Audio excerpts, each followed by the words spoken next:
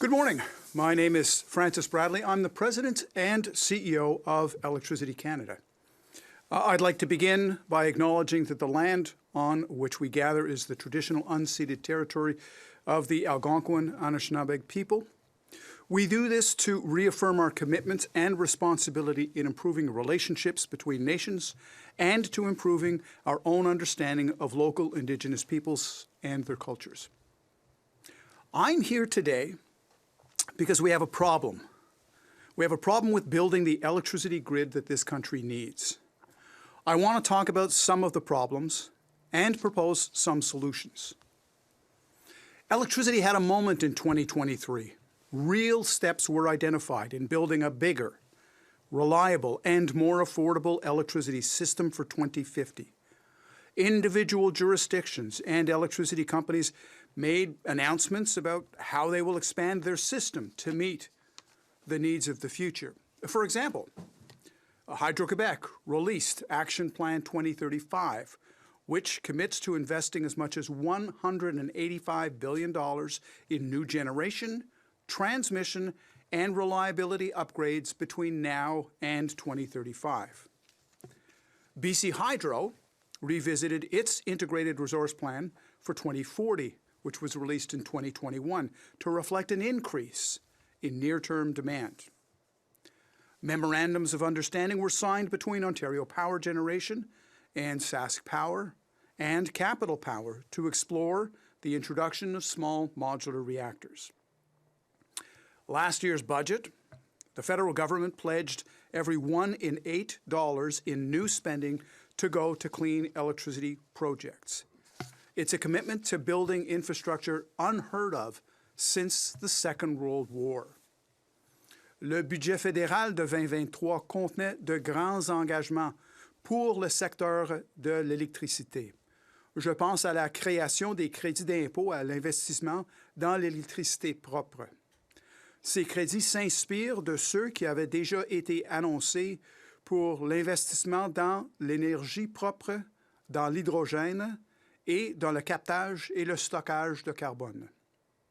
The budget committed additional funds to the Canada Infrastructure Bank, and it topped up programs like the Smart Renewables Electrification Pathway Fund. The budget also highlighted the need for tools like carbon contracts for difference to help de-risk large-scale investment. However, despite these promises, the building is not progressing as fast as it needs if we want to meet our net zero targets by mid-century. And in some cases, it's not progressing at all. Projects are being delayed or they're being held up in approvals. Even worse, some have been halted temporarily, like the recent 6-month pause on renewable projects in Alberta, or indefinitely, like the Atlantic Loop in the Maritimes. This year's RBC Climate Action Institute report charts massive growth for electricity, particularly with the rise of electric vehicles and home heating. Yet the report's word of the year for the electricity sector in 2024 is moratorium. This is a problem across the board for all construction. Last week, there was an op-ed in the National Post, and former Privy Council Clerk Kevin Lynch and Paul Deegan wrote that, quote, ineffective regulation has been an insidious stealth tax on Canadian jobs and growth. Canada is not broken, but our regulatory regime certainly is. Governments have created a regulatory system that discourages capital investment by our own firms, scares away foreign investment, and saps our productivity and competitiveness. Lynch and Deegan conclude the op-ed by saying, rigor and speed are not incompatible. Endless delays and needless uncertainty kill projects and send long-term patient capital elsewhere. We need to complement rigorous environmental assessments and safeguards with more of a shovel-ready mindset in this country. Our prosperity and growth depend on both. Frankly, I think the problem we have is one of culture. This is something we experience with both with regulators and with government. We are dealing with a culture of no. Make no mistake, this is not a problem of funding. While more needs to be done to make Canada appealing to outside investments, the conditions are good. This is not a problem of technology. We have amazing technology already at our disposal, from small modular reactors to hydrogen generation to battery storage. And we're confident that the not quite there technology will get there. Just look at the recent announcement from the province of Ontario and Ontario Power Generation beginning to plan for the deployment of GE Hitachi nuclear energy small modular reactors. The industry is forming relationships to get the job done. It's not even a problem of principle. Over the past year, we have seen growing provincial opposition to the Government of Canada's clean electricity regulations. However, there is a general agreement provincially and federally that electrification is a long-term solution to our climate crisis. So if it's not a funding problem, if it's not a technology problem, and if it's not a principle problem, then what is it? It is a people problem. We don't have one electricity system in Canada. Each province and territory is different, with different types of ownership: Crown-operated, privately run, and hybrids of those models. There's even more disparate local and regional systems of regulation. Consequently, we have one level of government giving direction, another level of government reacting, and multiple regulations offering their own interpretation on what can and can't be done. Nothing moves forward as a result. Things become even more complicated for projects triggering a federal impact assessment process. Also, we've seen in the past year the relationship between the federal and provincial governments in this space is geopolitics, pure and simple. All sides have demonstrated the sort of dogmatic posturing one expects out of neighboring countries, not provinces and a central government within a confederation.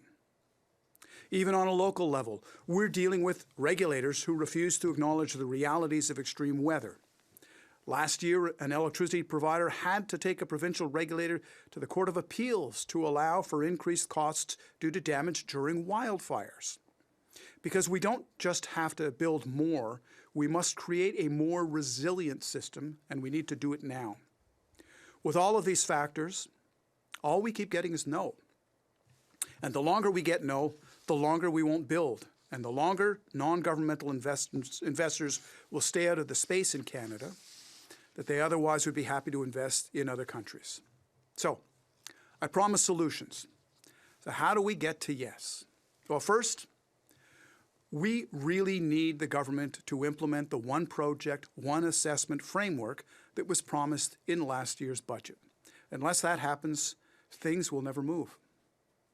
Puis, il faut que les crédits d'impôt à l'investissement entrent en vigueur et soient élargis, car ils devraient englober aussi l'infrastructure de transport et de la distribution d'électricité. Autrement, il ne sera pas possible de décarboner et d'électrifier suffisamment d'ici 2050.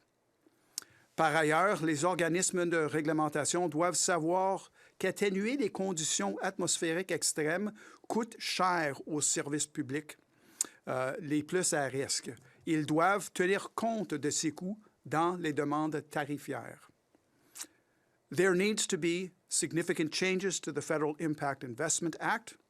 We need to create a new impact investment triggering process based on the potential for significant impacts to areas of federal jurisdiction rather than a particular size.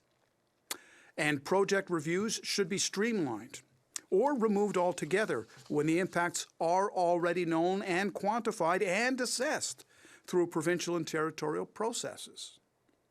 Last summer, the Government of Canada announced their intention to begin work on a clean electricity strategy.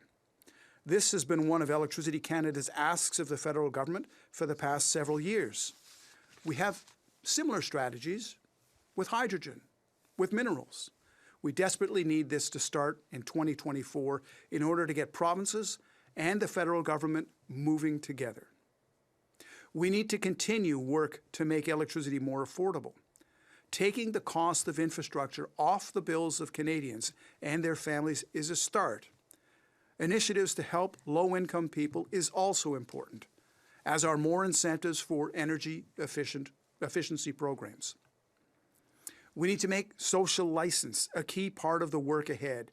We need to establish partnerships with local communities and involve them in the decision-making process.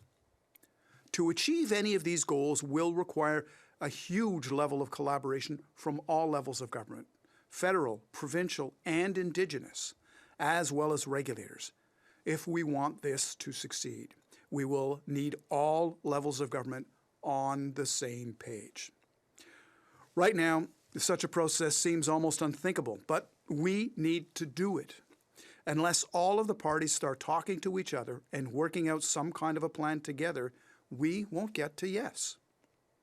This year's State of the Industry has a number of suggestions on how we can break the logjams currently holding things up. There are a lot of ways to move forward. We just need the imagination to visualize them and the conviction to offer the political capital to make it happen. We know the technology. We know the goal. We have the potential to invest. It is time to get to yes. Thank you. And we will now take questions. For those of us joining us online, please use the raise hand function now to ask your question.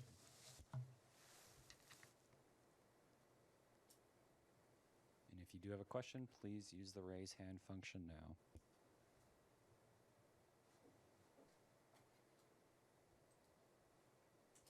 And we have a question from Palak. Go ahead. Hi, can you hear me okay? Yeah, we can hear you. Keep going. Thank you. Mr. Bradley, you talked about the need for a new triggering process based on impact rather than size. Can you walk us through the weaknesses we see in the current act that was mentioned, and how, I guess, how court processes may play into that? Because as we know, Mr. Dubois is supposed to be bringing forth changes to respond to the Supreme Court decision. Sorry, I don't know. Did you? If you could just re-ask your question, just maybe ask it a little slower here. Your audio is coming in a little wonky. All right. So you talked about the need for a new triggering process based on impact rather than size. So I'm hoping you can walk us through the weaknesses that you see in the current act that you mentioned and what you'd like to see changed in that. Yes. Okay. So the question is with respect to the Impact Assessment Act. Yes. Well, indeed, we're in the throes right now of conversations with the officials at the Impact Assessment Agency to try and define what kind of things could be in a triggering mechanism, as opposed to the current approach of simply a blanket approach based upon size. That's the first piece, and the second piece, of course, is recognizing other processes, particularly provincial processes that may take place. So that is the second piece. But with respect to the issue of what triggering mechanisms could come into play, that's something that we are actively in discussions with. But we're also waiting and anticipating changes to the Impact Assessment Act, given the ruling by the Supreme Court. So it may be covered potentially in future amendments that we'll be seeing in the not too distant future to the Act. May I ask a follow-up? Yeah, go ahead. And so how do you see court processes like you just mentioned kind of fit into this picture? We know that Mr. Dubois is supposed to, like you said, respond to that court decision. Minister Wilkinson is working on a sort of a broader overhaul of regulatory regime, the revamp, I guess. How do you see those responsive pieces, but also overarching pieces kind of playing? Yeah, I would point back to the announcement made by the Minister of Natural Resources, Minister Wilkinson, in August of last year. The ambition that the Government of Canada will be developing a clean electricity strategy. I'm hoping that an overarching strategy with respect to electricity will be able to tie together a number of these currently disparate pieces, so that we have a more whole of government approach to the development, the review, and the implementation of policies that we hope will see greater and more effective building of projects in the clean electricity space, so that we can actually start making significantly chipping away at our greenhouse gas emissions in this country. So far, the sector that has reduced greenhouse gas emissions to a significant degree is the electricity sector, oddly enough. We've reduced GHG emissions by 50% since 2005.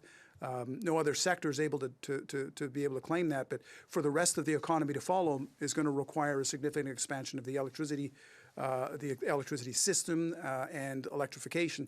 And to be able to do that, I think we need a more unified and holistic approach to clean electricity projects. We have no further questions. Thank you. Thank you very much.